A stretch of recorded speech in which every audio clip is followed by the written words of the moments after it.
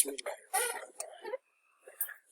Assalamualaikum warahmatullahi wabarakatuh. Selamat pagi, salam sejahtera buat kita semua.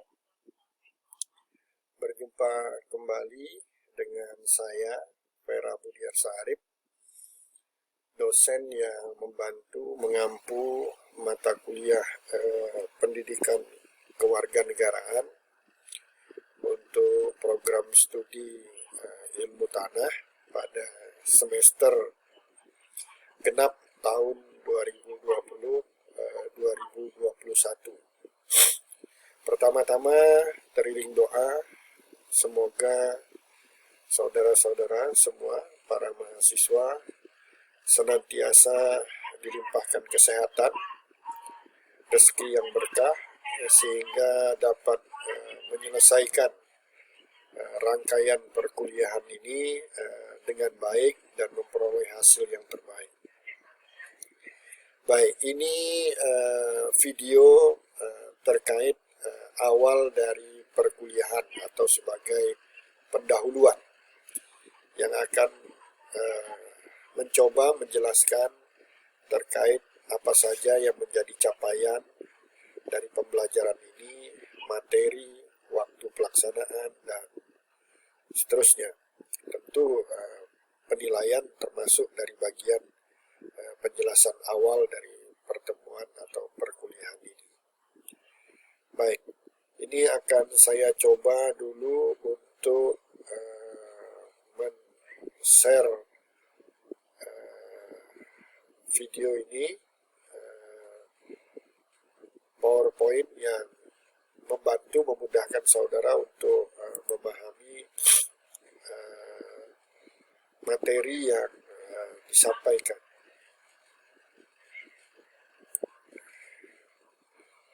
Baik, ini bisa dilihat di slide. Mata kuliah ini namanya Pendidikan Kewarganegaraan. Kode mata kuliahnya MKWU 3, termasuk dalam rumpun mata kuliah wajib umum.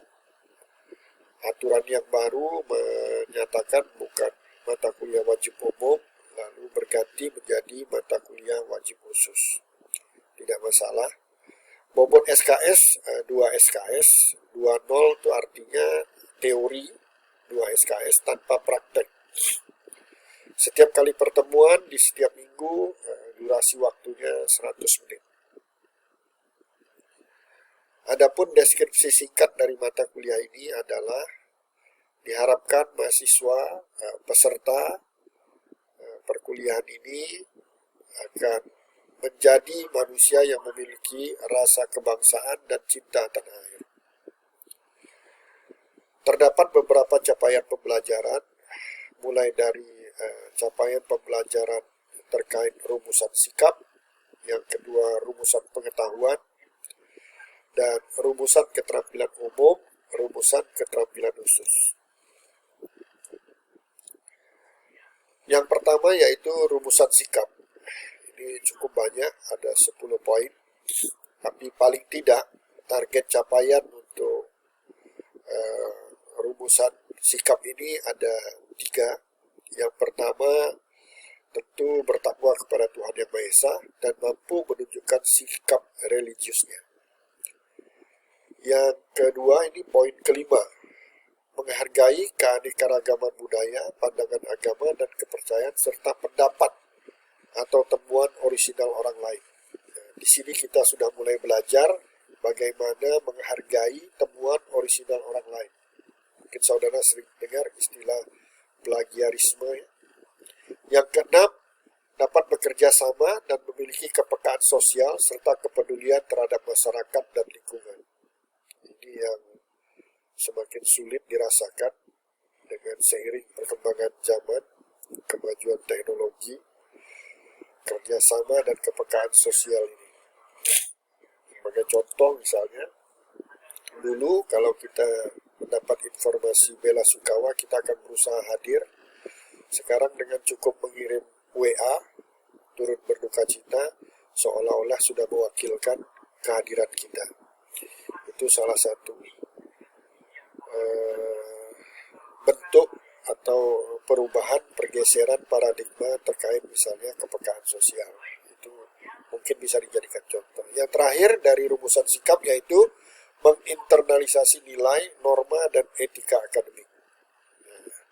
Jadi paling tidak untuk rumusan sikap inilah yang perlu menjadi target capaiannya. Yang berikutnya adalah rumusan pengetahuan.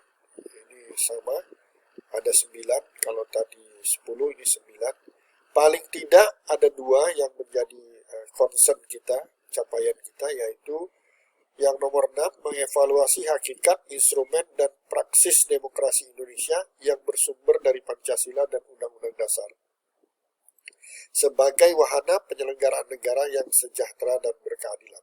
Ini penting. Saudara sebagai generasi muda, calon-calon penerus kepemimpinan bangsa, sejak awal harus mengerti bahwa negara diselenggarakan untuk menuju kesejahteraan dan keadilan. Yang ke-8, menganalisis dinamika historis dan urgensi wawasan Nusantara sebagai konsep dan pandangan kolektif kebangsaan Indonesia dalam konteks pergaulan dunia. Ini dalam rangka wawasan ketatanegaraan bernegara tetangga, ya, istilahnya. Baik, kita bergeser ke rumusan keterampilan. Yang pertama, rumusan keterampilan umum. Paling tidak dari 9 poin ini ada 2 yang menjadi perhatian kita, target minimal, yaitu mampu menerapkan berpikir kritis, saudara, mahasiswa, analisis, kreatif dan inovatif. Nah, ini tidak gampang memang.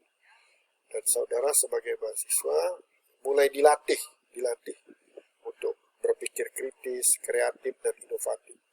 Jangan misalnya mengkritisi bisa, tapi tanpa bisa memberikan solusi-solusi yang bersifat inovatif. Yang kedua dari keterampilan umum yaitu mampu mengkaji implikasi pengembangan atau implementasi ilmu pengetahuan dan teknologi yang memperhatikan dan menerapkan nilai humaniora sesuai dengan keahlian. Nah, jadi sesuai dengan program studi. Kebetulan ini sekarang program studinya ilmu tanah, maka kaitkan itu dengan ilmu yang saudara pelajari.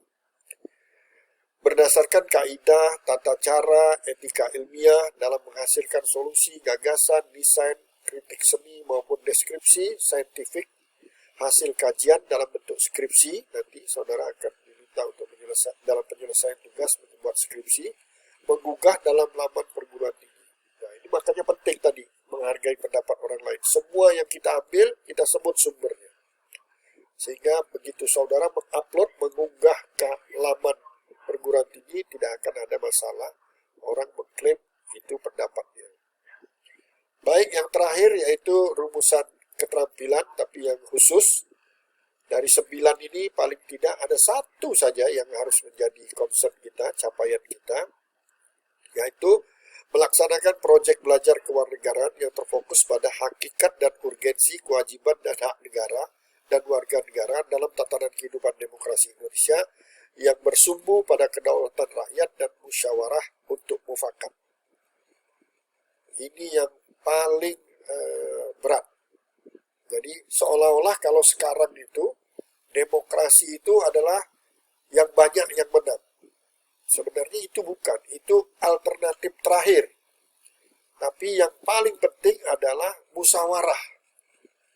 Tidak harus sesuatu yang pendapat orang banyak itu benar.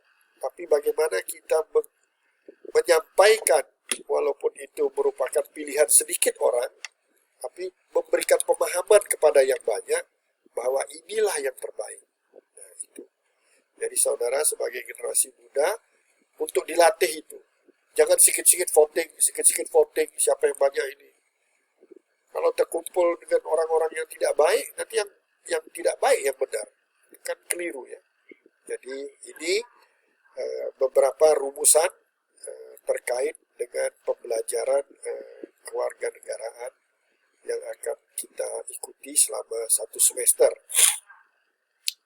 Ini dasar-dasar hukumnya, mulai dari undang-undang yang paling tinggi ya, undang-undang itu tentang pendidikan tinggi, lalu ada peraturan pemerintah, ada ada surat keputusan Dirjen Dikti, dan ini buku wajib. Jadi ini wajib dimiliki oleh mahasiswa, tidak harus membeli. Kalaupun membeli tidak susah sekarang. Di beberapa online shop ada menyediakan ini dan harganya tidak terlalu mahal. Buku sekarang itu ringan, buku dengan bahan yang bukan HVS, sehingga bisa dibawa-bawa. Dan ini diusahakan semuanya. Kalau yang PDF-nya juga ada, nanti dibagikan di e-learning atau di GCR.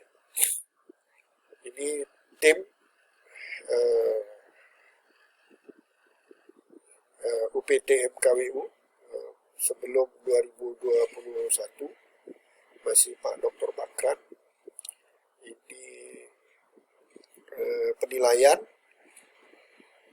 mulai dari perkuliahan, tugas, UTS, UAS, dan ini ring penilaiannya.